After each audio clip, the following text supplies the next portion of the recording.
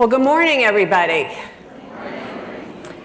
Thank you for joining us for our 11th annual Philanthropic Landscape presentation. Once again, we are really appreciative for the turnout for this event.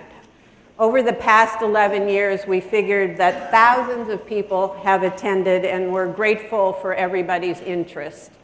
And we hope that the information we've provided has really helped you be more successful in your work. This year, we're going to make a slight change in the format. As always, we will provide an overview of the results of our annual surveys that many of you participated in, and of course, some of the national numbers from Giving USA. But we're going to keep the presentation of the data extra brief so we can have as much time as possible for our speakers and the discussion of this year's theme, Building the Sector's Future Leadership. All of the survey results, the presentations, and even videos of today's events will be available on our website. Over the next several months, we're also going to be sharing some more of the survey data, and we're going to try to answer questions that we don't get to this morning in our Insights newsletter. So let's get started. We're going to begin with some of the big picture results. Giving USA reports that total charitable giving in the United States in 2012 was $316 billion. That represents an increase of 3.5% from 2011, or a 1.5% increase after adjusting for inflation. This is actually the third year in a row that total giving in the country has increased, a positive sign that things are, in fact, looking up. And I have to tell you, I feel much better standing up here talking about numbers that are up rather than down. In fact, over the past decade, despite the recession, total charitable giving has increased almost $79 billion, or $20 billion in inflation-adjusted terms. At the same time, total giving as a percentage of gross domestic product has remained stuck at 2% for many decades. As activist and fundraiser Dan Pallotta noted in a recent TED Talk presentation that I hope many of you have seen, if we could somehow inspire donors to raise that 2% of GDP to 3%, it would mean $150 billion more each year available for charitable endeavors. Imagine what we could all do with that money. In the past year, every source of giving recorded an increase, led by a 10% jump in corporate gifts and a 9% increase in bequests. Individuals, of course, continue to provide the largest portion of charitable gifts, accounting for 72% of all dollars donated. And religious groups continue to rake in 1/3 of all charitable dollars, although giving to them declined 0.2%. During the recession, we saw many donors not only decrease their donations, but also redirect a larger portion of their giving to human service organizations to meet what they saw as immediate needs. This trend actually seems to be tapering some.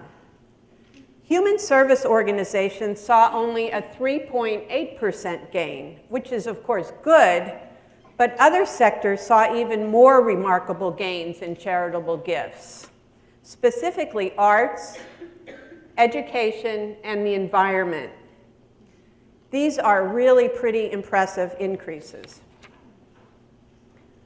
All in all, the national numbers for 2012 indicate that things are better than we've seen over the past few years.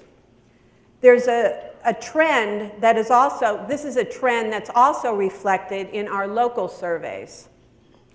Our surveys of area nonprofits and grantmakers were conducted in June of this year. 192 nonprofits and 22 corporate and foundation grantmakers completed them. which I have to say is down from last year because some of you people didn't respond to our request for service. We know who you are, so next year we're hoping you do better, okay? Among nonprofits, 62% said they met their fundraising goal last year. That's up from 49% 3 years ago in 2010. Arts groups led the way, doing the best at 82%, while 53% of human service groups reported meeting their goal. In addition, 64% of nonprofits said they raised more money in 2012 than in 2011. And this compares to only 57% last year. And again, every subsector reported an increase, which is definitely good news for our community. Looking ahead to this year, 59% of nonprofits expect to raise more, while 13% expect a decrease, and 20% said it's still too soon to tell. Among the Grantmakers we surveyed, 56% gave more in 2012 than in 2011, and another 39% stayed flat. 39% also expect to give more in 2013 than in 2012, while 44% plan to give the same as in 2012. The good news, I think, for many of you is that 56% of the grant makers we surveyed say they are now open to accepting proposals from nonprofits that they have not previously funded. So perhaps the gates are slowly opening again. But before you get too excited, we also know that more than 3/4 of them generally only give 1 year as opposed to multi-year grants. So what are the biggest challenges that nonprofits are facing in 2013? Meeting demand for services with their current staffing levels is the greatest concern. They are also worried about relying too much on uncertain government funding sources, as well as about not having the resources and expertise to do an effective job with marketing and communications. Grantmakers agree with these challenges, although they add that nonprofits should be doing more to pursue collaborations and alliances that can help stretch limited resources. I believe this point should sound familiar to all of us. We've heard this before.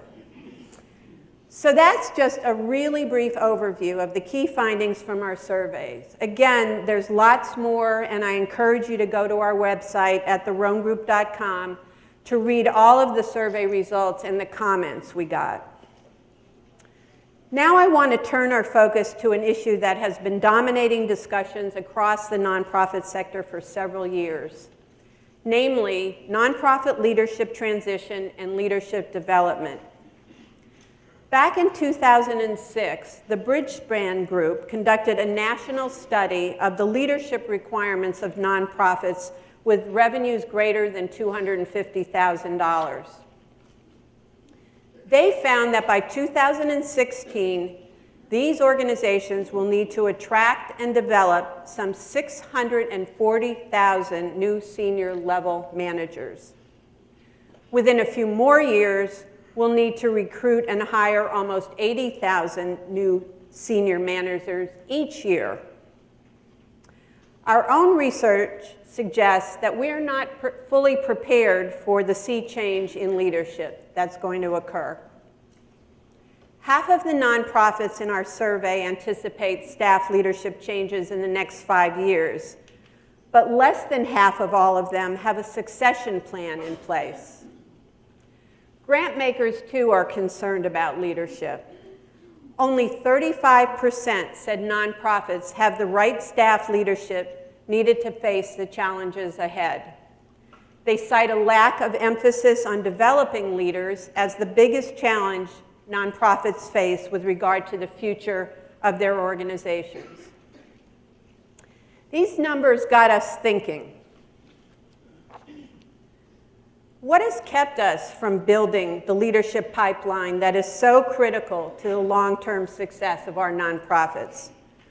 What would it take to attract, develop, and retain the very best leaders? Ironically, it will take leadership today to stem tomorrow's looming leadership shortfall. We believe that you, the leaders of today, should be aiming to transform your organizations into the sort of workplace that the best people are rushing to be part of. So what if, in 10 years from now, nonprofit organizations were the best places to work in the country? What would it take to achieve that? How can we ensure we have the leadership in the sector to get there? What are some creative ways to address this challenge? For the rest of the morning, Elizabeth George from the Deaconess Foundation and our panelists will address these questions as well as others that you may have. Each of them will take a few minutes to talk about the leadership challenge from their perspective, from different perspectives.